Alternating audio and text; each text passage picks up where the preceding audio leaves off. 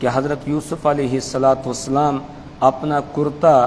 اپنے بھائیوں کے ہاتھ اپنے والد صاحب کے لیے بھیجتے ہیں کہ ان کی آنکھوں پر اس کو ڈالا جائے تو اللہ تعالیٰ ان کی بینائی کو واپس لوٹا دیں گے، اور ساتھ ہی یہ کہتے ہیں وَأْتُونِي بِأَهْلِكُمْ أَجْمَعِينَ کہ تم سب گھر والوں کو اب میرے پاس یہیں مصر میں لے کر آ جاؤ، اب غلہ یہاں سے لے جانے کی ضرورت نہیں ہے، اب انہی کو سب کو یہاں پر لے آؤ۔ اور پھر حضرت یوسف علیہ السلام کے بھائی خوشی خوشی حضرت یوسف علیہ السلام کا کرتا لے کے چلتے ہیں، اور پھر حضرت یعقوب علیہ السلام کو اوپر اپنے پورے گھرانے کو پورے خاندان کو لے کر وہ مصر آ جاتے ہیں۔ حضرت یوسف علیہ السلام ان کا استقبال کرتے ہیں، اور اس کے بعد پھر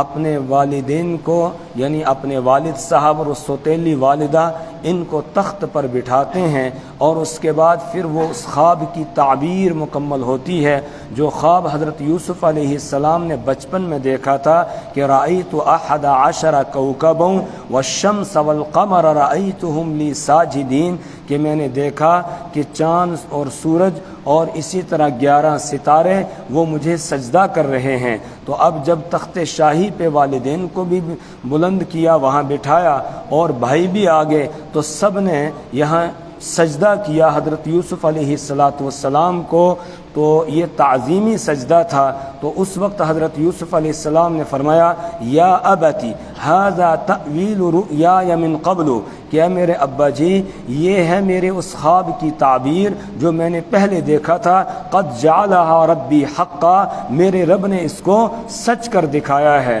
اور ساتھ ہی یہ فرمایا اللہ نے مجھ پر بڑا احسان کیا ہے، اس نے مجھے جیل سے نکالا اور آپ لوگوں کو گاؤں سے یہاں شہر میں لایا، مصر کے اندر لایا، اور بعد اس کے کہ شیطان نے میرے اور میرے بھائیوں کے درمیان جھگڑا ڈال دیا تھا، لیکن پھر اللہ نے ہم کو ملا دیا، یہ اس کی مہربانی ہے، اور وہ بڑا مہربان ہے، وہ جاننے والا ہے، وہ حکمت والا ہے، اس کا کوئی بھی کام حکمت سے خالی نہیں ہوتا ہے۔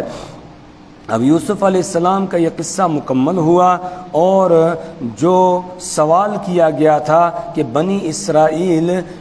مصر کیسے پہنچے تھے اور یوسف علیہ السلام کا قصہ کیا ہے، اس کا مکمل جواب آ گیا۔ اب یوسف علیہ السلام مصر کے بادشاہ ہیں، اور بنی اسرائیل یعنی ان کے بھائی، اسرائیل یعقوب علیہ السلام کا نام ہے، تو ان کی اولاد جو ہے وہ بنی اسرائیل کہلاتی ہے، تو یہ سب اب یہیں مصر کے اندر رہ رہے ہیں۔ یوسف علیہ السلام ایک لمبے عرصے تک بادشاہ رہتے ہیں، اور جب حضرت یوسف علیہ السلام کی وفات کا وقت آتا ہے، اس سے کچھ پہلے اللہ تبارک و تعالیٰ سے دعا کرتے ہیں۔ مفسرین نے لکھا ہے جب 120 سال عمر ہو گئی حضرت یوسف علیہ السلام کی، تو اب اللہ سے دعا کر رہے ہیں رب قد آتیتنی من الملک وعلمتنی من تأویل الاحادیث، ربی اے میرے پروردگار، قد آتیتنی من الملک، تحقیق کہ آپ نے مجھ کو ملک عطا کیا، یعنی بادشاہت آپ نے مجھے دے دی اور مجھے مصر کا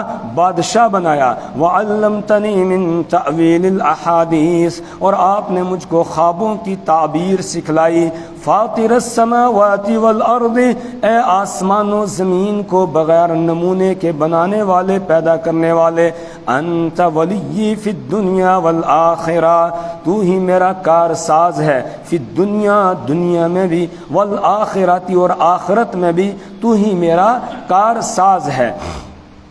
تو نے ہی مجھے یہاں بادشاہت عطا کی اور مجھے خوابوں کی تعبیر کا علم بھی دیا، اور تو ہی دنیا میں بھی میرا کارساز اور آخرت میں بھی کارساز۔ اب یہاں دنیا میں بادشاہت مل گئی، بادشاہ ہیں حضرت یوسف علیہ السلام، تو اللہ سے یہ دعا کرتے ہیں پروردگار دنیا میں تو آپ نے بادشاہت عطا کی ہے، لیکن آخرت میں مجھے بادشاہوں کے ساتھ نہیں اٹھانا،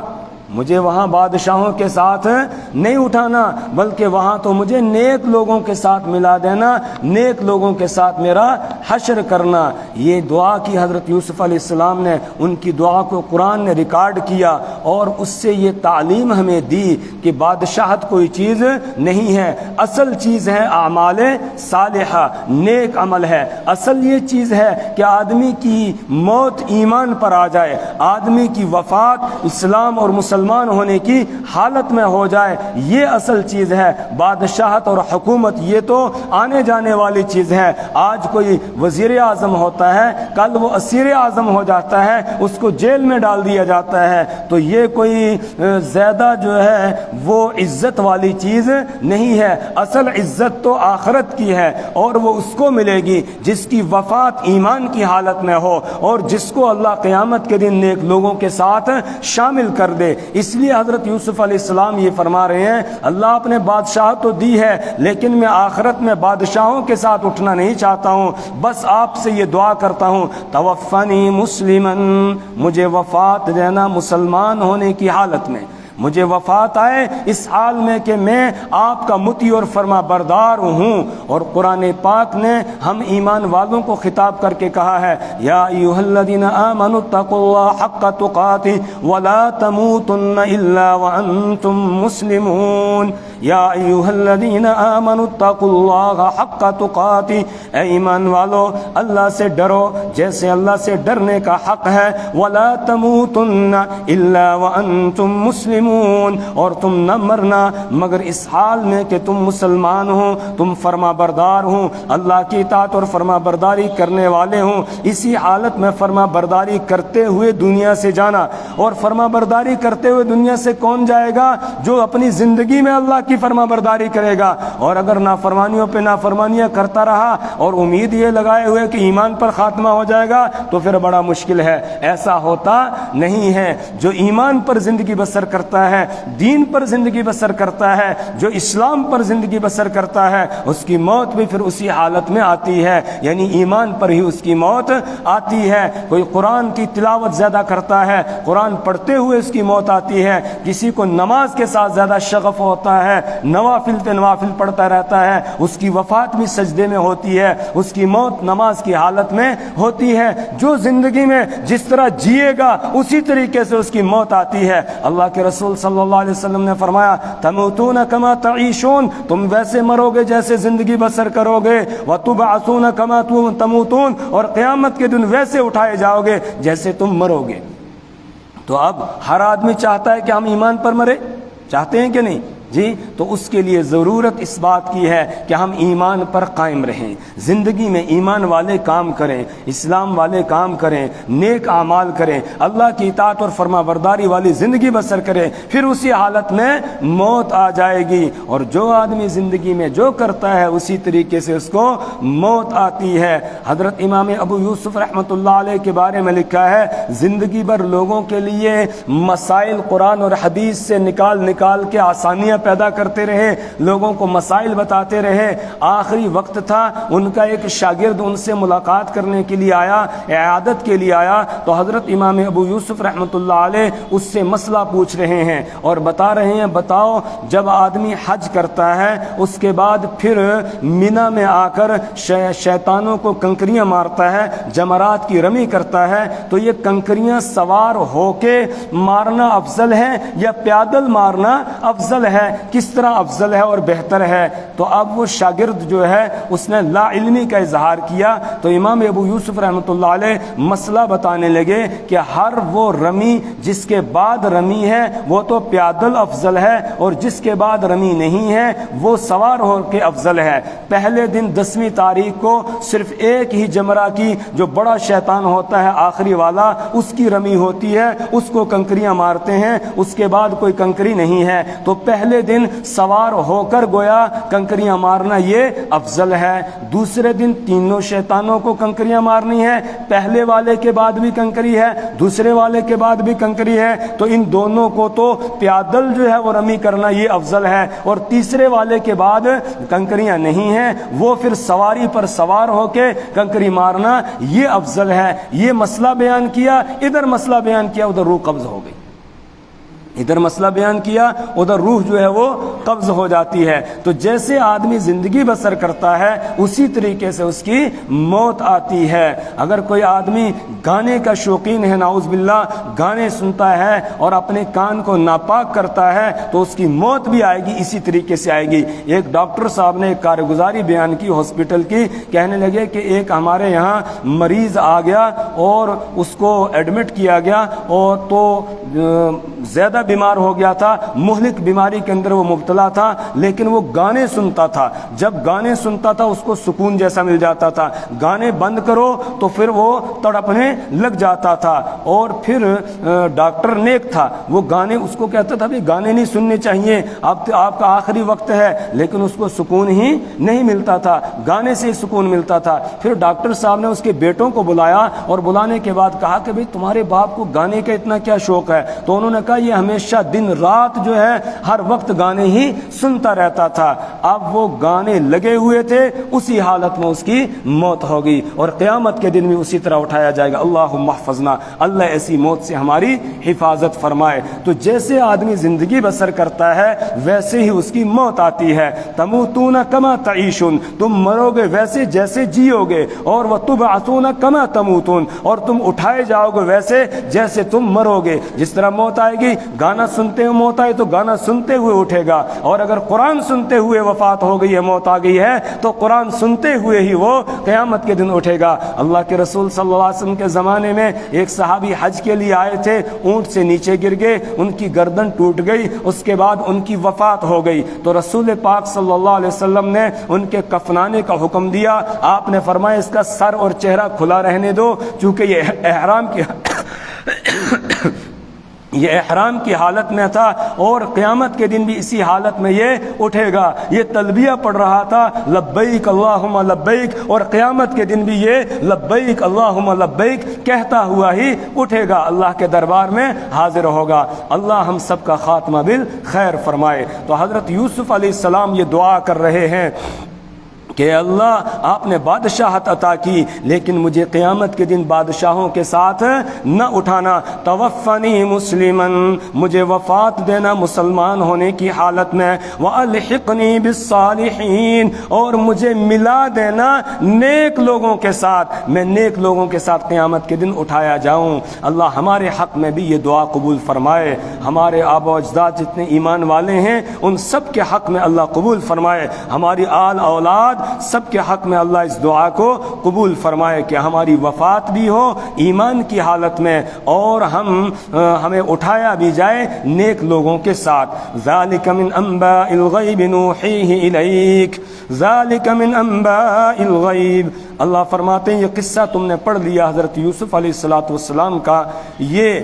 غیب کی خبروں میں سے ہے۔ نوحیہ الیک، ہم آپ کی طرف اس کی وحی کر رہے ہیں، آپ کو ہم نے بتایا ہے، آپ اس قصے کو نہیں جانتے تھے۔ پہلے رکوع میں بھی ہم پڑھ کر آئے، اللہ نے فرمایا ہم آپ کو یہ قصہ سنا رہے ہیں، وَإِن كُنْتَ مِن قَبْلِهِ لَمِنَ الْغَافِلِينَ، اور آپ اس سے پہلے اس سے بے خبر تھے، آپ کو یہ قصہ معلوم نہیں تھا، ہم نے یہ قصہ آپ کو سنایا ہے۔ تو اللہ نے غیب کی خبروں میں سے ایک قصہ یہ رسول پاک صلی اللہ علیہ وسلم کو سنایا ہے، اور اللہ نے غیب کی خبریں جتنی رسول پاک صلی اللہ علیہ وسلم کو بتائی ہیں اتنی کسی اور کو نہیں بتائی ہیں۔ آپ نے خود فرمایا اوتیت علوم الاولین والآخرین، مجھے پہلوں اور بعد والوں کے جتنے بھی علوم ہیں اللہ نے سارے مجھے دے دیے ہیں، لیکن علم غیب وہ خاصہ خدا بندی ہے، غیب کا علم اللہ کے پاس ہے۔ ہاں غیب کی خبریں اللہ نے انبیاء کو بتائی ہیں اور خود رسول پاک صلی اللہ علیہ وسلم کو بتائی، تو تبھی اللہ نے فرمایا کہ غیب کی خبروں میں سے ہے،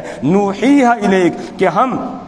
آپ کی طرف اس کی وحی کر رہے ہیں، اور آپ حاضر ناظر بھی نہیں ہیں، اللہ کی ذات حاضر ناظر ہے۔ وما كنت لديهم اذ اجمعوا امرهم، آپ ان کے پاس نہیں تھے اس وقت، اذ اجمعوا امرهم، جب انہوں نے اپنے معاملے پر اتفاق کر لیا، وهم يمكرون، اور وہ تدبیر کر رہے تھے، وہ پلان بنا رہے تھے۔ یعنی جس وقت حضرت یوسف علیہ السلام کے بھائیوں نے یوسف علیہ السلام کے قتل کا اور کنویں میں ڈالنے کا پروگرام پروگرام بنایا تھا، پلان بنایا تھا، اور پھر اتفاق کیا انہوں نے کہ ہم اس کو کنویں کے اندر ڈالیں گے تاکہ وہاں سے کوئی قافلہ اٹھا کر لے جائے۔ تو اس وقت کہا آپ وہاں موجود نہیں تھے، اور اس نے آپ کو یہ قصہ سنایا ہے جو وہاں موجود تھا۔ وہاں کون موجود تھا؟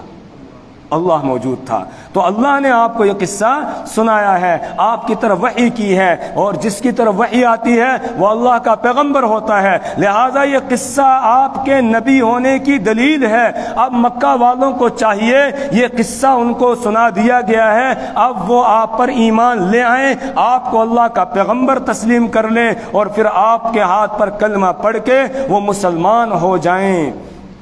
لیکن لوگوں کا حال کیا ہے؟ وَمَا أَكْثَرُ النَّاسِ وَلَوْ حَرَصْتَ بِمُؤْمِنِينَ، اور اکثر لوگ نہیں ہیں۔ وَلَوْ حَرَصْتَ، اگرچہ آپ حرص کریں، آپ ان کے بارے میں لالچ کریں کہ یہ ایمان لے آئیں، لیکن اکثر لوگ بِمُؤْمِنِينَ ایمان لانے والے نہیں ہیں۔ وَمَا أَكْثَرُ النَّاسِ بِمُؤْمِنِينَ، اکثر لوگ ایمان لانے والے نہیں ہیں۔ وَلَوْ حَرَصْتَ، اگرچہ آپ اس کی حرص کرتے ہیں، آپ تڑپتے ہیں ان کے لیے، دن کو دعوت دیتے ہیں، رات کو ان کے لیے آنسو بہا کر ان کے لیے دعائیں کرتے ہیں۔ کتنی حرص تھی رسول پاک صلی اللہ علیہ وسلم کو، اللہ اکبر۔ رات کو آپ کو نیند نہیں آتی تھی چین کی، آپ تھوڑی دیر سوتے پھر اٹھ جاتے، پھر اپنی گناہگار امت کے لیے آنسو بہاتے، ان کی ہدایت، ان کی مغفرت اور بخشش کی دعا کرنے لگ جاتے تھے۔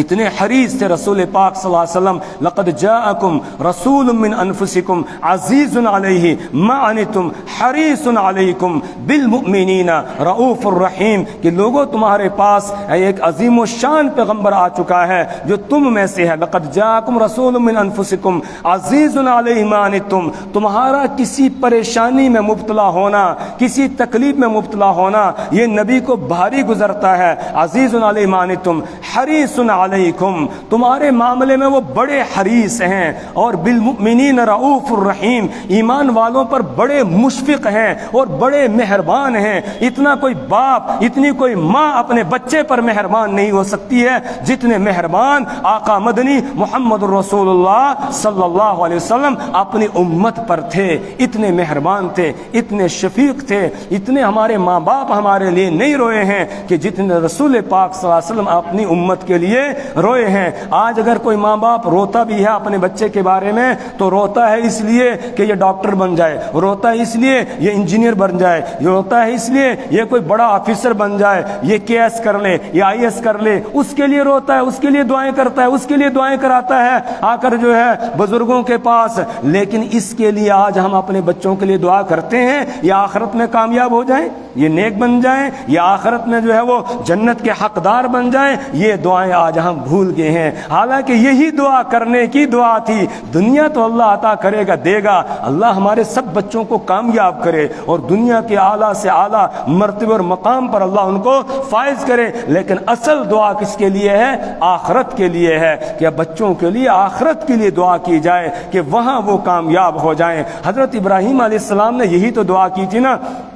ربنا وجعلنا مسلمین لک ومن ذریتنا امۃ مسلمۃ لک، اے اللہ ہمیں بھی اپنا فرما بردار بنا دے اور ہماری اولاد کو بھی اپنا فرما بردار بنا دے، اپنا مطیع اور فرما بردار بنا دے۔ ربنا انی اسکنت من ذریتی بواد غیر ذی زرع عند بیتک المحرم ربنا لیقیموا الصلاۃ فاجعل افئدۃ من الناس، یہ دعا کر رہے ہیں کہ اے اللہ میں نے اپنی اولاد کو یہاں وادی غیر ذی زرع مکۃ المکرمہ میں تیرے حرمت والے گھر کے پاس لا کر چھوڑ دیا ہے، کیوں؟ لیقیم الصلاۃ، تاکہ یہ نماز قائم کریں۔ رب اجعلنی مقیم الصلاۃ ومن ذریتی، اے اللہ مجھے بھی نماز پڑھنے والا بنا دے اور میری اولاد کو بھی نماز قائم کرنے والا بنا دے۔ یہ کس کی دعا ہے؟ حضرت ابراہیم علیہ الصلوۃ والسلام کی دعا ہے۔ تو یہ دعا ہمیں بچوں کے لیے کرنی چاہیے۔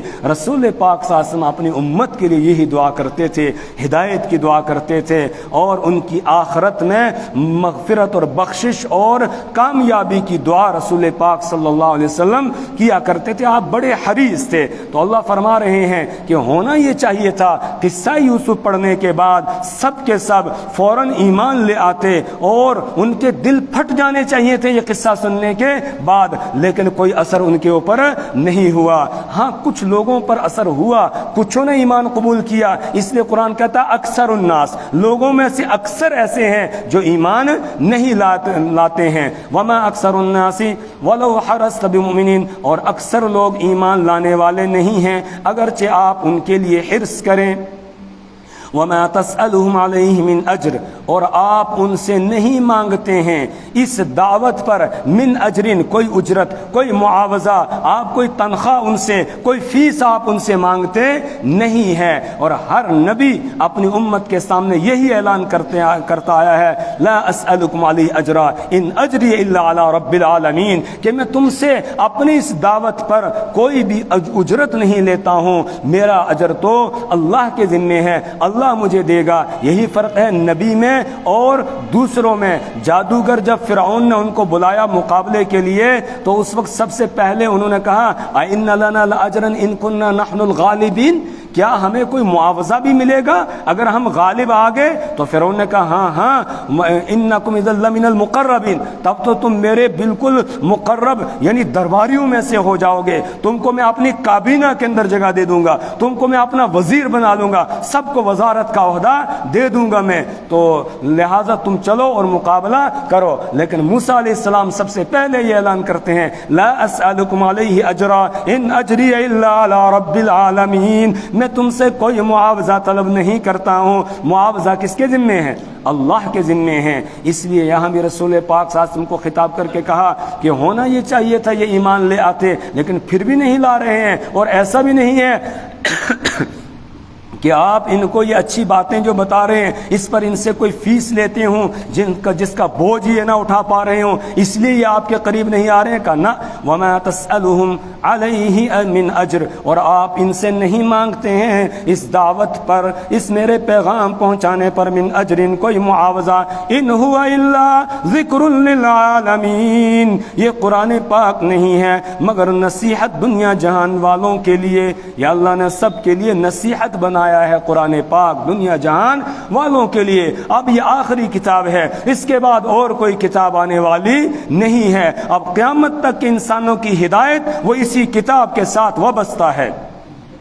وَكَأَيٍّ مِّنْ آيَةٍ فِي السَّمَاوَاتِ وَالْأَرْضِ يَمُرُّونَ عَلَيْهَا وَهُمْ عَنْهَا مُعْرِضُونَ وَكَأَيٍّ مِّنْ آيَةٍ فِي السَّمَاوَاتِ وَالْأَرْضِ، اور کتنی ہی نشانیاں ہیں آسمانوں میں اور زمین میں، يَمُرُّونَ عَلَيْهَا، جن کے اوپر سے یہ لوگ گزرتے ہیں، وَهُمْ عَنْهَا مُعْرِضُونَ، اور یہ ان نشانیوں سے اعراض کرتے ہیں۔ پیچھے اللہ نے بتایا تھا لقد كان في يوسف واخوته آيات للسائلين، یوسف علیہ السلام کے قصے میں سوال کرنے والوں کے لیے بڑی نشانیاں ہیں، اللہ کی قدرت کی بھی نشانیاں ہیں، اور اسی طریقے سے رسول پاک صلی اللہ علیہ وسلم کی رسالت اور نبوت کی بھی نشانی ہے۔ تو کہا یہ تو ایک نشانی، اس کے علاوہ کتنی نشانیاں ہیں، دن رات یہ لوگ ان نشانیوں کے پاس سے گزرتے ہیں لیکن ٹس سے مس نہیں ہوتے ہیں۔ خود آسمان اللہ کی قدرت کی ایک نشانی ہے، زمین اللہ کی قدرت کی ایک نشانی ہے،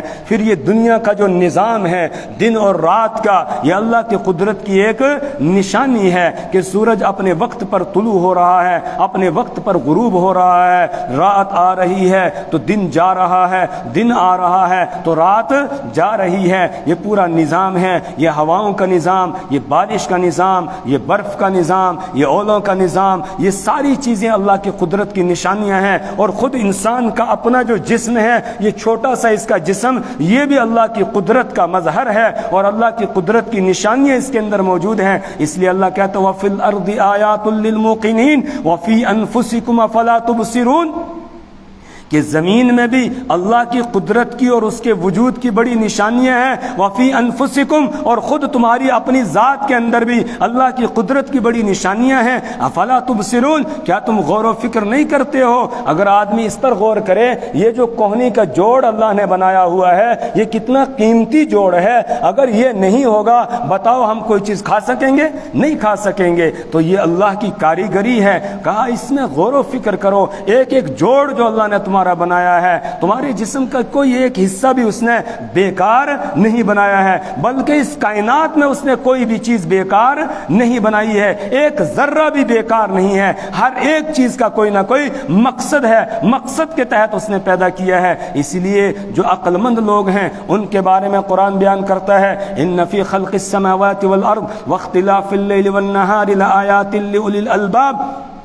کہ آسمان اور زمین کی پیدائش میں اللہ کی قدرت کی بڑی نشانیاں ہیں عقل مندوں کے لیے۔ کون ہے عقل مند؟ الذین یذکرون اللہ قیاما وقعودا وعلی جنوبہم، جو اللہ کو یاد کرتے ہیں قیام کی حالت میں بھی، قعود یعنی بیٹھنے کی حالت میں بھی، وعلی جنوبہم، اور اپنے پہلوؤں پر جب ہوتے ہیں تب بھی اللہ کو یاد کرتے ہیں، ویتفکرون فی خلق السماوات والارض، اور وہ آسمان و زمین کی پیدائش میں غور و فکر کرتے ہیں کہ کوئی ایک چھوٹی سی چیز لے لی اس پر غور و فکر کرنے لگتے ہیں، اس کا کیا فائدہ ہے، اس کا کیا مقصد ہے، اس پر غور و فکر وہ کرتے چلے جاتے ہیں۔ یہ غور و فکر اور تفکر کی ہم کو دعوت دی گئی تھی، لیکن آج ہم مسلمانوں نے غور و فکر کرنا چھوڑ دیا، دوسرے لوگوں نے اس بات کو لے لیا، وہ چیزوں پر غور و فکر کرتے جا رہے ہیں، اور پھر نئی نئی ایجادات جو ہیں وہ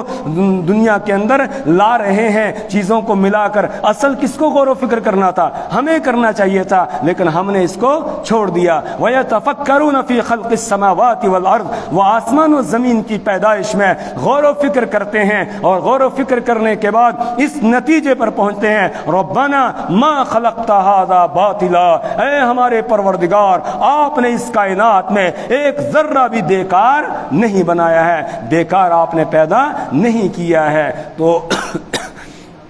اللہ تبارک و تعالیٰ گویا یہ دعوت دے رہے ہیں کہ اللہ کی قدرت کی جو نشانیاں ہیں ان میں غور و فکر کرو، اس سے اپنے رب کی معرفت حاصل کرو، اپنے رب کو پہچانو کہ اس اللہ نے یہ ساری چیزیں بنائی ہیں، اور اس کا یہ مقصد ہے، اس کا یہ مقصد ہے، اس کا یہ مقصد ہے، یہ چیزیں اس نے پیدا کی ہیں۔ اس سے اللہ کی محبت بھی دل میں آئے گی، اللہ کی معرفت بھی ہوگی، پھر اللہ کی اطاعت اور فرما برداری کی توفیق بھی ہو جائے گی۔ لیکن کا لوگ ہیں کہ نشانیوں کے پاس سے گزرتے ہیں اور غور و فکر کرتے ہی نہیں، وَهُمْ عَنْهَا مُعْرِضُونَ، اور وہ ان سے اعراض کرتے ہیں۔ وَمَا يُؤْمِنُ أَكْثَرُهُمْ بِاللَّهِ إِلَّا وَهُمْ مُشْرِكُونَ، اور ان میں سے اکثر ایمان نہیں رکھتے ہیں اللہ پر مگر اس حال میں کہ وہ شرک کر رہے ہوتے ہیں، یعنی اللہ کو مانتے بھی ہیں، انکار نہیں کرتے ہیں، لیکن اس کے ساتھ ساتھ شرک کرتے ہیں۔ اب مشرکین کہتے تھے جس اللہ کی طرف آپ بلاتے ہیں ہم بھی تو مانتے ہیں اللہ کو، اور ہم نمازیں بھی پڑھتے ہیں، ہم حج بھی کرتے ہیں، ہم خیرات بھی کرتے ہیں، لیکن کیسی تھی ان کی خیرات؟ وَجَعَلُوا لِلَّهِ مِمَّا ذَرَأَ مِنَ الْحَرْثِ وَالْأَنْعَامِ نَصِيبًا فَقَالُوا هَذَا لِلَّهِ بِزَعْمِهِمْ وَهَذَا لِشُرَكَائِنَا فَمَا كَانَ لِشُرَكَائِهِمْ فَلَا يَصِلُ إِلَى اللَّهِ وَمَا كَانَ لِلَّهِ فَهُوَ يَصِلُ إِلَى شُرَكَائِهِمْ سَاءَ مَا يَحْكُمُونَ۔ جب کھیتی اگتی تھی تو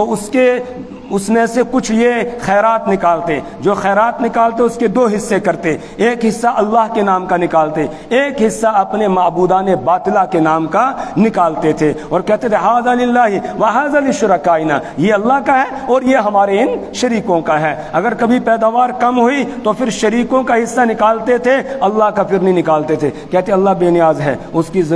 کو ضرورت نہیں ہے، لیکن ان کو نہیں دیا، یہ ناراض ہو جائیں گے، بیڑا غرق ہو جائے گا۔ جیسے بہت سارے آج ہم مسلمانوں میں سے کلمہ پڑھنے والے یہ نظریہ رکھتے ہیں اگر فلانی زیارت پر وہ مرغا نہیں چڑھایا، بکرا نہیں چڑھایا، بیڑا غرق ہو جائے گا، اگر جمعرات کا دودھ جو ہے وہ فلانے پیر بابا پر نہیں چڑھایا تو بھینس کا دودھ ہی کیا ہو جائے گا، بند ہو جائے گا، ختم ہو جائے گا۔ اس طرح کا نظریہ رکھتے ہیں۔ یہی نظریات جو ہے مشرکین مکہ کے تھے، وہ اللہ کو مانتے تھے، اللہ کا انکار نہیں کرتے تھے، نماز بھی پڑھتے تھے، حج بھی کرتے تھے وہ،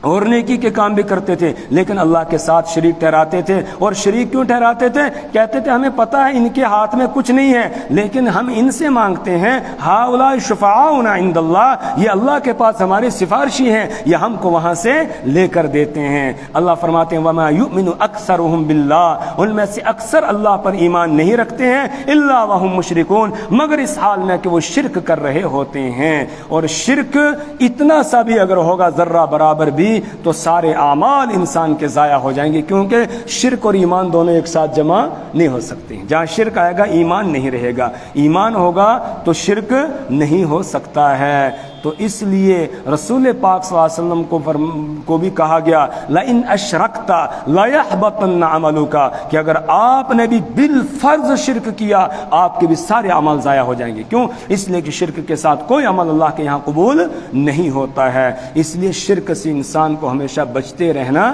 چاہیے۔ آج ہم میں سے بہت سارے جو ہیں وہ شرک کے اندر مبتلا ہو جاتے ہیں، کوئی پریشانی آ گئی، مصیبت آ گئی، اب دعائیں کر رہے ہیں نہیں دور ہو رہی ہے، کسی نے بتایا او فلانی درگاہ جو ہے وہاں پر یہ چڑھا دو، وہ کر دو، یہ کر دو، تو پھر جو ہے وہ کام بن جائے گا، لیکن نہیں، کام بنانے والا کون ہے؟ اللہ ہے۔ اس لیے اللہ سے مانگا جائے، اللہ کے علاوہ کسی اور سے مانگنا جائز نہیں ہے۔ قرآن پاک کی جتنی دعائیں ہیں، رسول پاک صلی اللہ علیہ وسلم نے حدیث میں جتنی دعائیں سکھائی ہیں، ہر ایک دعا میں آپ دیکھیں گے کس سے مانگنے کی تعلیم دی گئی؟ اللہ سے۔ اللہ سے مانگنے کے لیے کہا گیا، غیر اللہ سے مانگنے کی اجازت نہیں ہے۔ اگر کوئی غیر اللہ سے مانگے گا وہاں سے ملے گا کچھ نہیں، لیکن ادھر سے ایمان چلا جائے گا، ایمان رخصت ہو جائے گا، ایمان اس کے پاس نہیں رہے گا۔ اسی کو اللہ نے فرمایا وما یؤمن اکثرهم، اور ان میں سے اکثر ایمان نہیں رکھتے ہیں باللہ، اللہ پر، الا وهم مشرکون، مگر یہ کہ وہ شرک کر رہے ہوتے ہیں۔ افامنوا ان تأتیهم غاشیۃ من عذاب اللہ، وہ شرک کرتے ہو ڈرتے بھی نہیں ہیں، کیا وہ بے خوف ہو گئے اس بات سے ان تأتیہم غاشیۃ من عذاب اللہ، کہ ان کے اوپر آ جائے اللہ کے عذاب میں سے ڈھانپنے والی چیز، یعنی کوئی آفت، کوئی مصیبت ان کے اوپر آ جائے، کوئی ہوا کا عذاب آ جائے، کوئی اور جو ہے کسی قسم کا عذاب ان کے اوپر آ جائے، اس سے وہ بے خوف ہو گئے ہیں۔ او تأتیہم الساعۃ بغتہ، یا ان کے پاس قیامت ہی آ جائے اچانک، وہم لا یشعرون، اور ان کو شعور بھی نہ ہو، ان کو پتہ بھی نہ چل رہا ہو، اچانک قیامت آ جائے، اس سے وہ بے خوف ہو گئے ہیں۔ اس میں یہ دعوت دی گئی ہمیشہ انسان کو اللہ کے عذاب سے ڈرتے رہنا چاہیے اور اللہ کی نافرمانی نہیں کرنی چاہیے۔ جہاں نافرمانی کرنے کے لیے شیطان ابھارے، آمادہ کرے، فوراً اپنے آپ کو سمجھاؤ کہ نہیں، اگر میں نافرمانی کروں گا میرا رب ناراض ہو جائے گا، اور جب وہ ناراض ہو جائے گا پھر وہ میری پکڑ کر سکتا ہے، دنیا میں بھی، اگر دنیا میں نہیں تو آخرت میں تو وہ پکڑ کرے گا ہی۔ اس لیے میں اپنے رب کو ناراض نہیں کروں گا۔ تو نافرمانی سے ہمیشہ دور بھاگنا چاہیے۔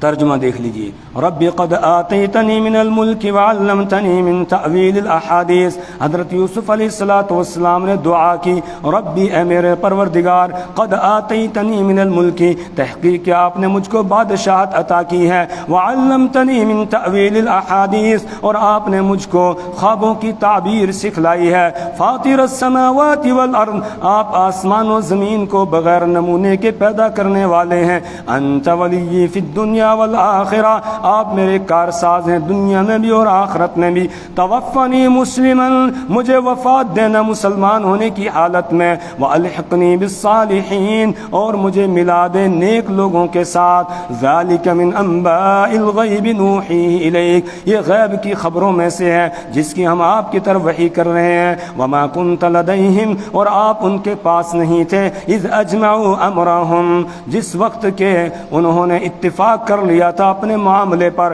وہم یمکرون، اور وہ یوسف علیہ السلام کے خلاف پلان بنا رہے تھے، وما اکثر الناس، اور نہیں ہیں اکثر لوگ، ولو حرصت، اگرچہ آپ حرص کریں، بمؤمنین، ایمان لانے والے، وما تسألهم علیہ من اجر، اور آپ نہیں طلب کرتے ہیں ان سے اس پر من اجرن کوئی اجرت کوئی معاوضہ ان ہوا الا ذکر للعالمین نہیں ہے یہ مگر نصیحت دنیا جہان والوں کے لیے وکأی من آیت فی السماوات والارض کتنی ہی اللہ کی قدرت کی نشانیاں ہیں آسمانوں میں اور زمینوں میں یمرون علیہا یہ ان نشانیوں کے پاس سے گزرتے ہیں وہم عنہا معرضون اور یہ ان سے اعراض کرتے ہیں وما یؤمن اکثرهم باللہ اور ان میں سے اکثر اللہ پر ایمان نہیں رکھتے ہیں وہم مشرکون الا وہم مشرکون مگر اس حال میں کہ وہ شرک کر رہے ہوتے ہیں افامنوا ان تأتیہم غاشیۃ من عذاب اللہ کیا وہ بے خوف ہو گئے اس بات سے کہ ان پر آ جائے اللہ کے عذاب میں سے ڈھانپنے والی چیز او تأتیہم الساعۃ بغتۃ یا ان کے پاس قیامت آ جائے اچانک وہم لا یشعرون اور ان کو پتہ بھی نہ چلے اللہ تعالی ہمیں اپنی کتاب کی سمجھ اور فہم عطا فرمائے اللہ اعمال صالحہ کی توفیق عطا فرمائے برے اعمال سے اللہ ہمیں اور ہماری نسلوں کو محفوظ فرمائے سبحان اللہ و بحمدہ سبحانک اللہم و بحمدک ونشہد ان لا الہ الا انت ونستغفرک ونتوب الیک